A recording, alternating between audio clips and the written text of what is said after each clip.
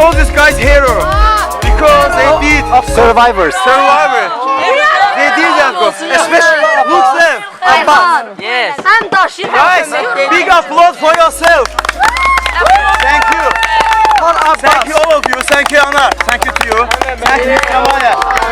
You did good job guys. Thank you very much. Thank guys who support each other. Okay guys, we spent our 2 hours here and now we're gonna go I hope down here. It also will be good. It's also not easy to go down. Guys, your opinion about that? This is by far the best hiking I've ever had. Service, we collect all garbage here. And Ayhan also collect garbage. We're gonna take it to the place because we try to clean some area here. And I hope we did some service. Our guys did it. Overall, hiking is very good for your health, and you have to constantly keep your physical health Very healthy. high. We're gonna go next station.